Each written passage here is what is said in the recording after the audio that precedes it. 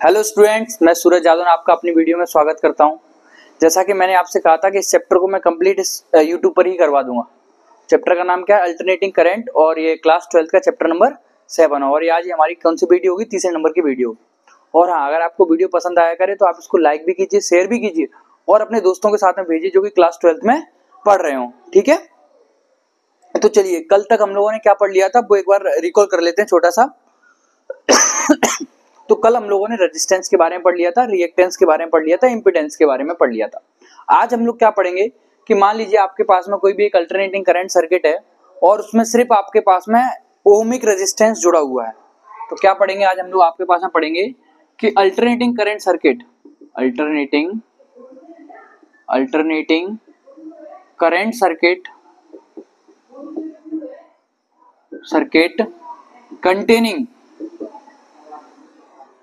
containing only the ohmic resistance। आपके पास में क्या है कि आपके पास में अल्टरनेटिंग करंट सर्किट है। उस अल्टरनेटिंग करंट सर्किट में आपके पास में सिर्फ क्या जुड़ा हुआ है? एक ओमिक रेजिस्टेंस जुड़ा हुआ है। तो कैसे कि मैंने कहा आपके पास में कोई एक अल्टरनेटिंग करंट सर्किट होगी जिसका पोटेंशियल आपके पास में अल्टरनेटिंग वोल्टेज क्या होगा? V बराबर V0 साइन ओमेगा टी होगा। ओके, और इस सर्किट का आपके पास में रेजिस्टेंस क्या होगा? ओमिक रेजिस्टेंस मान लिया जाए आपके पास में कितना है सर? R है। और इस सर्किट से कुछ अल्टरनेटिंग करंट क्या हो रहा होगा? फ्लो हो रहा होगा। ठीक है, तो चलिए हम इसको क्या बात करते हैं, आपके पास में करके बता दूं। जैसा कि मैं आपको बता दूं कि अगर आपके पास में यहाँ पर अल्टरनेटिंग वोल्टेज किसी आपके पास में फ्लो हो रहा होगा इस डायरेक्शन में, तो ये होता है कि ओमिक रेजिस्टेंस में क्या होता है कि अगर इसके पास में आपके पास में अल्टरनेटिंग वोल्टेज की वैल्यू अधिकतम है तो आपके पास में करंट की वैल्यू भी मैक्सिमम होगी। और अगर आपके पास में अल्टरनेटिंग वोल्टेज की वैल्यू 0 है तो आपके पास में करंट की वैल्यू भी तुम्हारे पास में क्या होगी? 0 होगी। क्यों? क्योंकि हम जानते हैं ओमिक रेजिस्टेंस वाले केस में कि V is directly proportional to क्या होता है? I होता है। यानी अगर आपके पास में ये अधिकतम होगा तो ये भी अधिकतम होगा, और ये आपके पास में न्यूनतम होगा तो ये भी न्यूनतम होगा। अगर 0 होगा तो आपके पास में करंट भी 0 होगा। तो यहाँ से मैं ये कह सकता हूँ कि आपके पास में यहाँ पर जो करंट I होगा और पोटेंशियल आपके पास में क्या होगा? V होगा। दोनों कैसे होंगे? दोनों सेम फेज में देखने को मिलेंगे।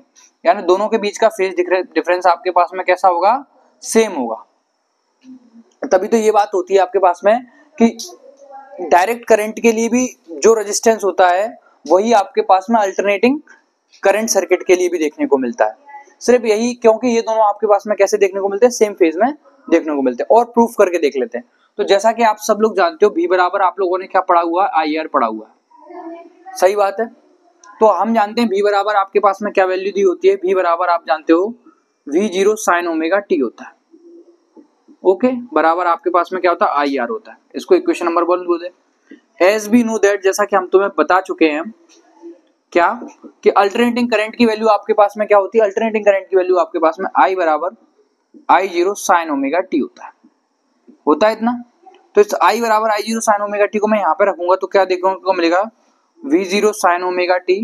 और ये दोनों कैसे हैं? सेम फेज में। इस वजह से आपके पास में I0 sign omega T into R, इससे आपके पास में क्या हो जाएगा? कैंसिल हो जाएगा। तो तुम देखोगे यहाँ से कि V0 बराबर I0 R होगा, और यहाँ से R की वैल्यू आपके पास में क्या निकल करके आएगी? V0 upon I0। और अगर ये तो आपके पास में अल्टरनेटिंग करंट सर्किट थी, इस वजह से मैक्सिमम पोटेंशियल आ गया और मैक्सिमम आपके पास में क्या आ गया? करंट आ गया। Peak value of alternating current आ गई और पीक वैल्यू ऑफ आपके पास में अल्टरनेटिंग वोल्टेज आ गया। अगर मान लो नॉर्मल सर्किट होगी तो R बराबर भी तब भी आपके पास में क्या था? V अपॉन I आता। तो ये बात यहाँ से ये निकल करके आती है कि जैसा बिहेवियर इसके लिए अल्टरनेटिंग करंट सर्किट के लिए रहता है, वैसा ही बिहेवियर इसके लिए किसके लिए रहता है? डायरेक्ट करंट के लिए रहता है। क्यों डायरेक्ट करंट के लिए रहता है? क्योंकि इनके बीच में जो अल्टरनेटिंग वोल्टेज और अल्टरनेटिंग करंट के बीच में जो फेज डिफरेंस होता है वो तुम्हें कैसा देखने को मिलता है? सेम देखने को मिलता है। इस वजह से अगर किसी आपके पास में अल्टरनेटिंग करंट सर्किट में कोई भी ओमिक रेजिस्टेंस जुड़ा हुआ है तब आप लोग ये इस तरीके से निकाल सकते हो। तो यहाँ से ऑब्जेक्टिव टाइप में ये पूछ लेगा तुमसे कि अल्टरनेटिंग करंट सर्किट में अगर कोई एक ओमिक रेजिस्टेंस है तो उनके बीच में फेज डिफरेंस कैसा देखने को मिलता है? तो आप बोलोगे सेम देखने को मिलेगा। अगर बोलोगे, पूछेगा कि अल्टरनेटिंग वोल्टेज की वैल्यू तुम्हारे पास में 0 है तो आप बोलोगे कि अल्टरनेटिंग करंट की वैल्यू भी तुम्हारे पास में क्या होगी सर? 0 होगी। ठीक है, तो ये बात आपके पास में क्या होगी? यहाँ पर क्लियर हो गई। ओके, अब दूसरी बात क्या आती है कि अल्टरनेटिंग करंट सर्किट में अगर आपके पास में क्या जुड़ा हुआ है? कंडेंसर। और कंडेंसर को हम लोग क्या बोलते हैं? ये आपके पास में क्या है? कैपेसिटर है। तब उस अल्टरनेटिंग करंट सर्किट में क्या प्रभाव पड़ता है, तो उसको हम लोग करके देखते हैं। तो चलिए देखिए कि अगर आपके पास में अल्टरनेटिंग करंट सर्किट में कोई कैपेसिटर जुड़ा हुआ है तो तब क्या केस बनेगा। तो चलिए देखते हैं करके।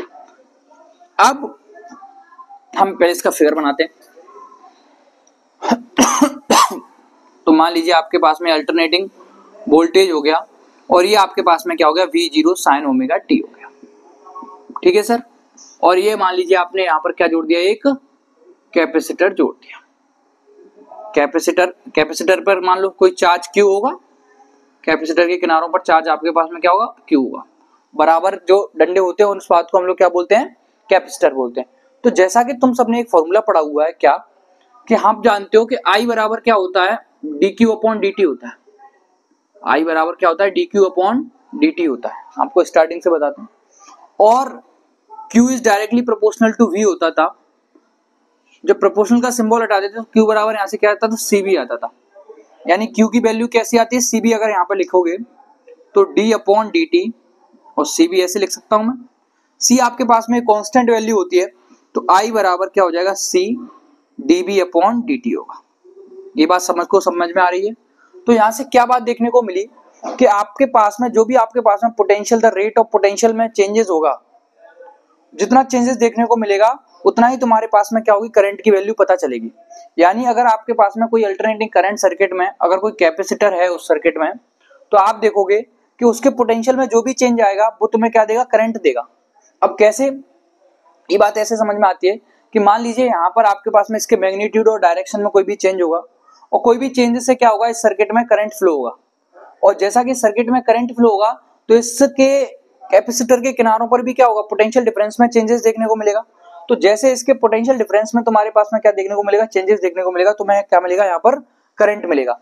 तो तुम यहाँ से एक बात ये कहोगे कि इस सर्किट में तुम्हारे पास में करंट लीड करेगा और पोटेंशियल तुम्हारे पास में क्या करेगा, लैग करेगा। ये बात आप लोग याद रखना। अब कैसे लैग करेगा, जैसे मैं कहूं कि अगर इस सर्किट का पोटेंशियल डिफरेंस तुम्हारे पास में क्या है, 0 है, तो dB अपॉन dt की वैल्यू तुम्हारे पास में क्या होगी, द रेट ऑफ पोटेंशियल की वैल्यू तुम्हारे पास में क्या होगी, मैक्सिमम देखने को मिलेगी। जब इसकी वैल्यू मैक्सिमम देखने को मिलेगी तो करंट की वैल्यू भी तुम्हारे पास में क्या होगी सर, मैक्सिमम होगी। तो तुमने एक बात ऑब्जर्व करी कि जब ये 0 है तो करंट तुम्हारे पास में क्या है, मैक्सिमम है। यानी करंट तुम्हारे पास में क्या कर रहा होगा, लीड कर रहा होगा। समझ रहे हो ना बात को। यानी इसके बीच में कुछ ना कुछ फेज डिफरेंस है। अगर मैं बोलूं कि V की वैल्यू तुम्हारे पास में कैसी है, मैक्सिमम है, इन केस V की वैल्यू मैक्सिमम है, तो dB अपॉन dt की वैल्यू तुम्हारे पास में किसके बराबर होगी, 0 के बराबर होगी। तो यहाँ से I की वैल्यू भी तुम्हारे पास में किसके बराबर होगी, 0 के बराबर होगी। तो यहाँ पर देखने को मिल रहा है तुम्हें चेंजेस और ये चेंजेस। तो यहाँ से ये बात कही गई कि आपके पास में ओमेगा टी, यानी जो ओमेगा टी है वहां पर आपको क्या देखने को मिलेगा, फेज डिफरेंस देखने को मिलेगा। और फेज डिफरेंस कैसा देखने को मिलेगा कि जो आपके पास में करंट होगा वो क्या कर रहा होगा, लीड कर रहा होगा by 90 degree, by phase difference 90 degree के साथ में। इतनी बात क्लियर हो रही है आप सभी को। तो कैसे करेंगे इस डेरिवेशन को, चलिए हम लोग देखते हैं। तो यहाँ तक आप लोगों ने सीख लिया। तो अगर मैं कहूं कि इस सर्किट में पोटेंशियल आपके पास में अल्टरनेटिंग वोल्टेज किसी टाइम पर क्या होगा, B बराबर B0 साइन ओमेगा t होगा। ठीक है।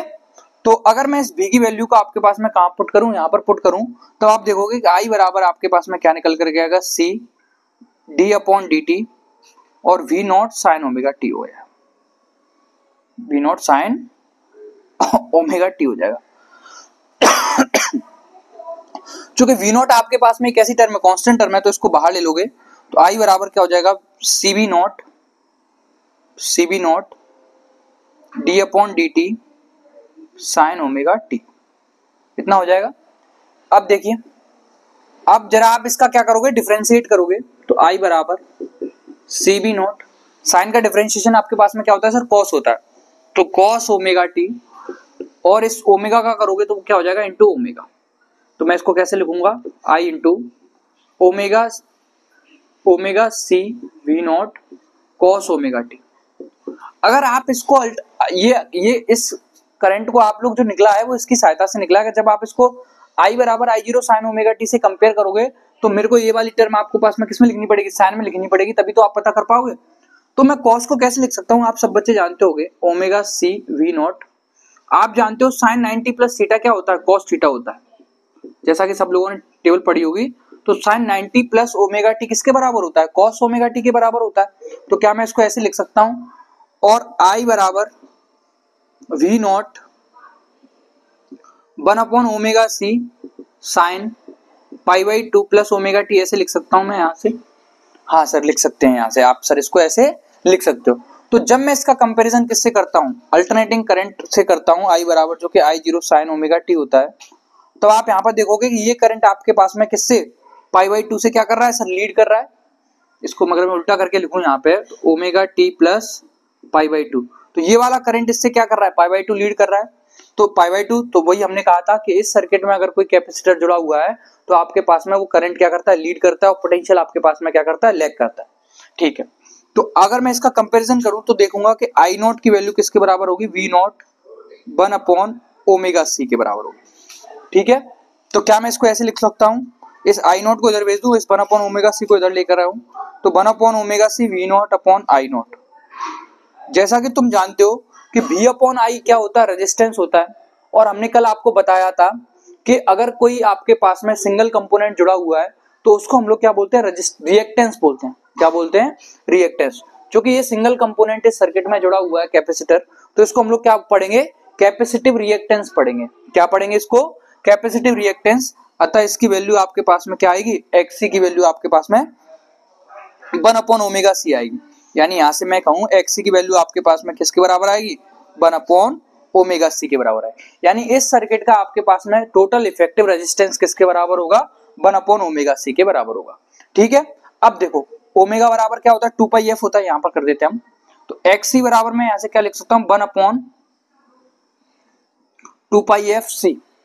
अगर मैं आपसे कहूं कि फ्रीक्वेंसी की वैल्यू आपके पास में अगर 0 है तो आपके पास में ओमेगा की वैल्यू भी क्या होगी, 0 होगी। तो ये देखने को मिलता है जब ओमेगा की वैल्यू आपके पास में 0 होगी तो XC की वैल्यू यानी इफेक्टिव रेजिस्टेंस की वैल्यू आपके पास में कैसी होगी सर, इनफाइनाइट होगी। तो ये बात कही जाती है कि XC की वैल्यू आपके पास में कैसी होगी, इनफाइनाइट होगी। यानी ये कहा जाता है कि अगर किसी अल्टरनेटिंग करंट सर्किट में कोई कैपेसिटर जुड़ा हुआ है तो ये माना जाता है कि सर्किट में करंट फ्लो होगा, चेंजेस आएगा तो फ्लो होगा, लेकिन डायरेक्ट करंट इससे फ्लो नहीं हो सकता। क्यों नहीं हो सकता, क्योंकि इसका जो इफेक्टिव रेजिस्टेंस होगा वो कैसा होगा, इनफाइनाइट होगा। आप सब जानते हो कि जो डायरेक्ट करंट होता है उसमें डायरेक्शन में कोई चेंज नहीं आता। तो ओमेगा की वैल्यू आपके पास में कैसी देखने को मिल रही है, 0 देखने को मिल रही है। तो इसके डायरेक्शन और मैग्नीट्यूड में कोई चेंजेस देखने को नहीं मिलेगा। तो XC की वैल्यू आपके पास में, इफेक्टिव रेजिस्टेंस की वैल्यू आपके पास में कैसी होगी, इनफाइनाइट होगी। तो ये माना जाता है कि कैपेसिटर के किनारों से कोई भी डायरेक्ट करंट फ्लो नहीं होता है।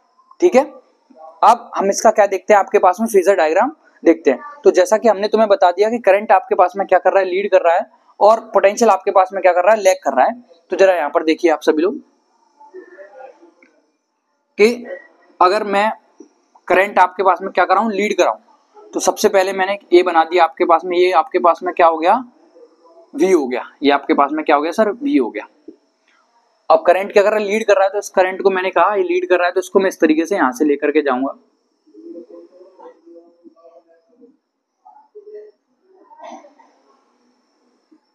ये आपके पास में इस करंट की क्या होगी, मैक्सिमम वैल्यू आपके पास में I नोट देखने को मिलेगी, और ये वैल्यू आपके पास में क्या देखने को मिलेगी सर, V नोट देखने को मिलेगी।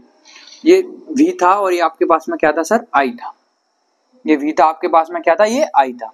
तो देखा यहाँ पर करंट क्या कर रहा है, लीड कर रहा है, और पोटेंशियल तुम्हारे पास में क्या कर रहा है, लैग कर रहा है। लैग से मतलब होगा कि दोनों का फेज डिफरेंस कैसा है, अलग अलग है।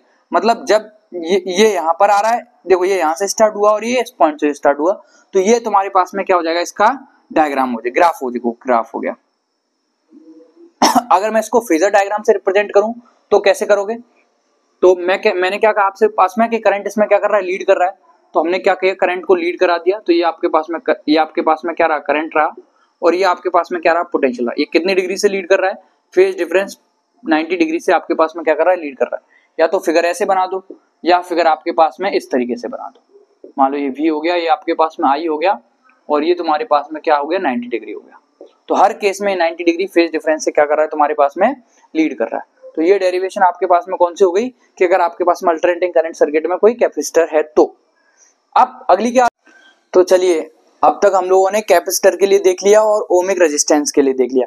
अब हम क्या करेंगे, किसी भी अल्टरनेटिंग करंट सर्किट में एक इंडक्टिव कॉइल को जोड़ेंगे।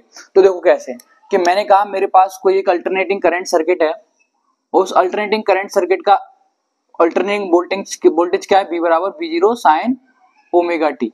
तो ठीक है, अब इसमें मैंने क्या किया, एक इंडक्टिव कॉइल को जोड़ दिया, और इंडक्टिव कॉइल का सेल्फ इंडक्टेंस आप जानते हो क्या हुआ, कैपिटल एल होता है। सेल्फ इंडक्टेंस को किससे रिप्रेजेंट करते हैं हम लोग, कैपिटल एल से रिप्रेजेंट करते हैं। तो कैसे क्या होता है जरा हम आपको इसकी पूरी चीज बताते हैं।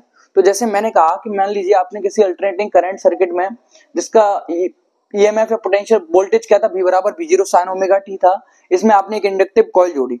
तो आप सब लोगों ने एक फॉर्मूला पढ़ रखा है, जैसा कि हम बताते हैं इंड्यूस्ड ईएमएफ का E बराबर minus L D I upon D T. अब कैसे क्या होता है जरा देखो, हम ये बात करते हैं कि ये जो जब किसी अल्टरनेटिंग करंट सर्किट में इंडक्टिव कॉइल होती है, तो वहां पर जो पोटेंशियल होता है वो तुम्हारे पास में लीड करता है और करंट तुम्हारे पास में क्या करता है, लैग करता है। यानी पोटेंशियल आपके पास में लीड करेगा और करंट आपके पास में क्या करेगा, लैग करेगा। अब देखो कैसे क्या होता है, जैसे मैंने कहा कि अगर इस इंडक्टिव कॉइल के सिरों पर मान लीजिए वोल्टेज आपके पास में V बराबर V0 साइन ओमेगा टी है, तो इसमें क्या होता है, जब ये करंट फ्लो होता है तो हम ये मानते हैं कि इस पर मैग्नेटिक फ्लक्स में क्या होता है, चेंजेस आते हैं। कैसे, क्योंकि जो अल्टरनेटिंग करंट फ्लो होगा उसमें उसकी डायरेक्शन और मैग्नीट्यूड में चेंज आएगा। जब उसकी डायरेक्शन और मैग्नीट्यूड में चेंज आता है तो हम कहते हैं उसके मैग्नेटिक फ्लक्स में क्या होगा, तुम्हारे पास में चेंज आ जाएगा। और जैसे उसके मैग्नेटिक फ्लक्स में चेंज आएगा, उसके पास में क्या होगा, करंट में भी चेंज आएगा। और वो करंट हमें क्या देगा, जैसे जैसे चेंज आता जाएगा उसके किनारों पर, इसके एंड्स पर आपके पास में इंड्यूस्ड ईएमएफ जनरेट होगा। तो तुम देख पा रहे हो कि जब करंट की वैल्यू तुम्हारे पास में क्या होगी, मैक्सिमम होगी, जब करंट की वैल्यू तुम्हारे पास में मैक्सिमम होगी तो the rate of change in current की वैल्यू आपके पास में क्या होगी, जीरो देखने को मिलेगी। तो इंड्यूस्ड ईएमएफ है, इसको मैं ई कह लूं या चाहे बी कह लूं, वो भी तुम्हारे पास में कैसा होगा, जीरो होगा। तो तुम देख पा रहे हो जब ये मैक्सिमम है तब तुम्हारे पास में ये वैल्यू तुम्हारे पास में कैसी है, जीरो है। मतलब यहाँ पर जरूर क्या होगा, फेज डिफरेंस देखने को मिलेगा, मतलब सेम फेज में नहीं होंगे जैसे ओमिक रेजिस्टेंस था। तो क्या कहा जाता है यहाँ से कि आपके पास में पोटेंशियल क्या करता है, लीड करता है, क्योंकि भी निकालते हैं ना हम लोग करंट में चेंज करके भी निकालते हैं। तो पोटेंशियल तुम्हारे पास में लीड करता है और करंट तुम्हारे पास में क्या करता है सर, लैग करता है। इतनी बात आप लोगों को याद रखनी पड़ेगी। अगर इतनी बात याद हो गई है तो सबसे पहले हम क्या करते हैं, इस डेरिवेशन को कंप्लीट करते हैं। तो जैसे मैंने कहा कि अल्टरनेटिंग वोल्टेज लगाया तो इस इंडक्टिव कॉइल के एंड्स पर इतना अपोजिट डायरेक्शन में इंड्यूस्ड ईएमएफ क्या होगा, जनरेट होगा, जिससे इस सर्किट में इस कॉइल से क्या होता रहेगा, अल्टरनेटिंग करंट फ्लो होता रहेगा। अब बात आती है आपके पास में कि हाँ, और ये आपके पास में अल्टरनेटिंग वोल्टेज कितना दिया हुआ है, V बराबर V0 साइन ओमेगा टी। तो इस सर्किट में तुम्हारे पास में दो ईएमएफ हो गए, एक ये हो गया एक ही हो गया। सब लोगों ने क्या पढ़ रखा है, बाय किरचॉफ्स लॉ पढ़ रखा है, किरचॉफ्स लॉ। इन दोनों को जोड़ करके इनका सम किसके बराबर हो जाता है, जीरो के बराबर हो जाता है। तो minus L D I upon D T plus V0 sign omega T बराबर क्या होगा, जीरो होगा। इसको पॉजिटिव साइड ले लो, इसको निगेटिव साइड लिखा रहने दो। इसको मतलब इस नेगेटिव को इस साइड ट्रांसफर करोगे तो क्या हो जाएगा, आपके पास में पॉजिटिव हो जाएगा। साइन ओमेगा टी बराबर L D I upon D T. अब मैं इसको कैसे लिख सकता हूँ, देखो जरा, इस डी टी को इधर ट्रांसफर कर देता हूँ, इस एल को भी नीचे ले लेता हूँ। तो V not upon L sine omega T D T बराबर D I. On integrating both side, दोनों साइड क्या करने पर, इंटीग्रेट करने पर। तो क्या देखने को मिलेगा, इस डी आई का इंटीग्रेशन करोगे आप लोग और इधर V not upon L sine omega T और डी टी की रिस्पेक्ट में क्या करोगे, इसका इंटीग्रेट करोगे। तो डी आई का इंटीग्रेशन करोगे तो आई हो जाएगा। जो कांस्टेंट टर्म होती है उसको हम लोग क्या ले लेते हैं सर, बाहर ले लेते हैं। तो ये आपके पास में क्या हो जाएगा, वी नॉट अपॉन एल और sign omega T D T. मेरे को तो लगता नहीं यहाँ तक किसी को कोई दिक्कत होगी, किसी को कोई दिक्कत नहीं होगी, ठीक है। तो ये लिख लिया। अब आप क्या करोगे, साइन ओमेगा टी का किसकी रिस्पेक्ट में, डी टी की रिस्पेक्ट में क्या करोगे सर, इंटीग्रेशन करोगे। तो आई बराबर V not upon L, sine का इंटीग्रेशन क्या होता है, माइनस कॉस होता है।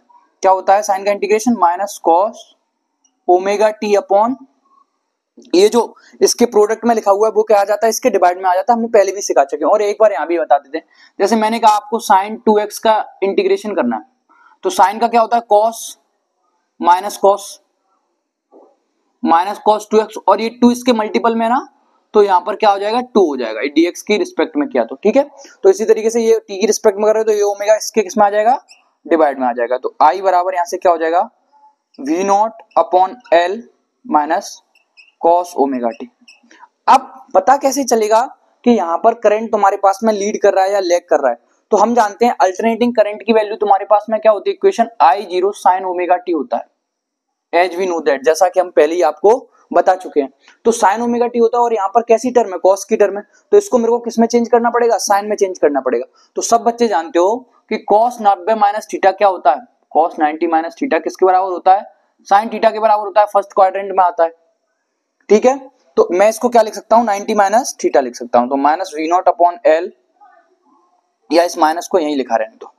ठीक है, माइनस साइन सॉरी कॉस, इसको क्या लिख सकता हूं, कॉस 90 माइनस थीटा तुम्हारे पास में किसके बराबर होता है, साइन थीटा के बराबर होता है। और तो साइन 90 माइनस थीटा किसके बराबर होगा, कॉस थीटा के बराबर होगा। तो हमें तो ये टर्म चाहिए ना, तो मैं इसको कैसे लिखूंगा, sine pi by 2 minus omega T, sine pi by 2 minus omega T. देखो यहां पर चीजें देखो, ऐसे cos 90 minus theta sine theta होता है, तो साइन 90 माइनस थीटा भी क्या होता है, कॉस थीटा होता है। तो यहां से मैं ये कह सकता हूं कि इस टर्म को मैं कैसे लिखूं कि यही आ जाए वापस। तो अगर मैं साइन 90 माइनस थीटा लिखूंगा तो मेरे पास यही तो मिलेगा। ठीक है भाई, अब क्या होता है, एक स्टेप और देखो, वी नॉट अपॉन ओमेगा, हाँ ये रहा ओमेगा, तो omega V not upon omega L sine omega T minus pi by 2। ये कैसे लिखा, जरा इस बात को सीखो। क्या होता है आपके पास में मैथमेटिक्स में एक टर्म होती है कि अगर माइनस साइन थीटा लिखा हुआ है तो इस बात को मैं साइन माइनस थीटा लिख सकता हूं, ये होता है। तो देखो यहां पर क्या लिखा था, माइनस साइन थीटा लिखा था, तो इसको मैं कैसे लिख सकता हूं, एंगल के साथ में साइन माइनस थीटा लिख सकता हूं। तो इसको मैंने अंदर माइनस का मल्टीप्लाई कर दिया, तो ये नेगेटिव था तो जो कि पॉजिटिव हो गया, और ये पॉजिटिव था जो कि नेगेटिव हो गया। तो आई बराबर V not upon omega L sine omega T minus pi by 2। तो देखा तुमने यहाँ पर कि जो तुम्हारे पास में अल्टरनेटिंग करंट था वो पाई बाई 2 एंगल से क्या कर रहा है, पाई बाई 2 फेज डिफरेंस से लैग कर रहा है। तो पोटेंशियल तुम्हारे पास में क्या कर रहा है, बी बराबर B zero sine omega T, यानी पाई बाई 2 से क्या कर रहा होगा, लीड कर रहा होगा। इतनी बात क्लियर हो गई। तो जब इसको कंपेरिजन करते हैं किससे, आई बराबर I zero sine omega T से, तो आई नॉट की वैल्यू किसके बराबर आएगी, V not upon omega L. तो मैं यहां से कह सकता हूं कि आई नॉट की value V not upon omega L होगी। इसको अगर मैं लिखूंगा तो ओमेगा एल बराबर क्या होगा, V not upon I naught, जो कि वी अपॉन आई आपके पास में रेजिस्टेंस है, जिसको हम लोग अगर सिंगल कंपोनेंट जुड़ा होता है तो उसको क्या बोलते हैं, रिएक्टेंस। तो आपके पास में ओमेगा एल किसके बराबर आ जाएगा, एक्स एल के बराबर आ जाएगा, यानी इंडक्टिव रिएक्टेंस इसका क्या होगा, ओमेगा एल होगा। यानी इस अल्टरनेटिंग करंट सर्किट में जो टोटल इफेक्टिव रेजिस्टेंस हमें देखने को मिलेगा, वो जो कि किसकी टर्म में मिलेगा, इस इंडक्टिव रिएक्टेंस की टर्म में देखने को मिलेगा, वो क्या होगा, इसका ओमेगा एल होगा। इतनी बात सबको क्लियर हो रही है, ठीक है। इतनी बात क्लियर हो रही है तो एक बात और देखो कि हम ये पूछते हैं कि क्या इस इंडक्टिव कॉइल से डायरेक्ट करंट फ्लो हो पाएगा कि नहीं हो पाएगा, चेक करना चाहिए कि नहीं करना चाहिए, तो देखते हैं। तो आपने कहा कि अगर एक्सएल को मैं कैसे लिख सकता हूं, ओमेगा 2 पाई एफ होता है frequency into L, inductive coil का self coefficient of self inductance. ठीक है, अगर एफ की वैल्यू आपके पास में 0 है तो ओमेगा की वैल्यू भी 0 होगी। तो तुम देख पाओगे कि एक्सएल की वैल्यू भी तुम्हारे पास में क्या होगी, 0 होगी, जो कि इंडक्टिव रिएक्टेंस है। तो तुमने देखा कि जब आपके पास में ओमेगा 0 है, एफ 0 है, तो एक्सएल 0 है, यानी इंडक्टिव रिएक्टेंस इसका क्या होगा, 0 होगा, रेजिस्टेंस 0 होगा। जब इसकी फ्रीक्वेंसी में कोई भी चेंज नहीं देखने को मिल रहा, तब तुम कहोगे कि हाँ एक आपके पास में, और तुम जानते ही हो डीसी करंट कैसा होता है, एक डायरेक्शन में फ्लो होता है, कोई भी मैग्नीट्यूड में चेंज होता नहीं, और यहाँ भी तुम्हें चेंज देखने को नहीं मिल रहा, ना कोई रिएक्टेंस रेजिस्टेंस हो रहा है। तो तुम्हें कहोगे कि अगर किसी सर्किट में इंडक्टिव कॉइल है तो उससे डीसी करंट क्या हो जाता है, फ्लो हो जाता है। और हो भी रहा था चैप्टर नंबर 6 में, हम लोगों ने जब इंडक्टिव कॉइल को किसी बैटरी या सेल से जोड़ा था तो इसके किनारों से आपके पास में डीसी करंट क्या हो रहा था, फ्लो हो रहा था। इतनी बात सबको समझ आ गई होगी। अब चलिए इसका फेजर डायग्राम देख लीजिए आप लोग कि इसका डायग्राम किस तरीके से बनेगा। तो आपने स्टार्टिंग में कहा कि यहाँ पर पोटेंशियल लीड कर रहा है और करंट तुम्हारे पास में क्या कर रहा है, लैग कर रहा है। तो सबसे पहले हम बनाते हैं, तो हम सबसे पहले तो ये v बराबर v zero sine omega T बना देते हैं। ठीक है भाई, तो ये v हो गया, ये आपके पास में i क्या कर रहा है, यहाँ पर लैग कर रहा है, तो इसको नीचे वाली साइड से लो इस तरीके से।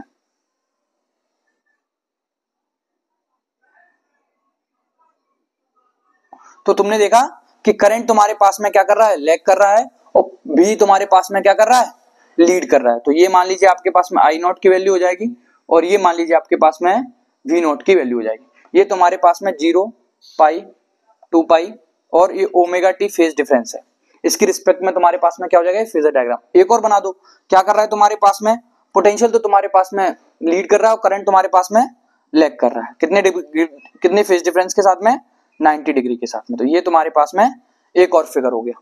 तो इतनी बात सबको समझ में आई होगी।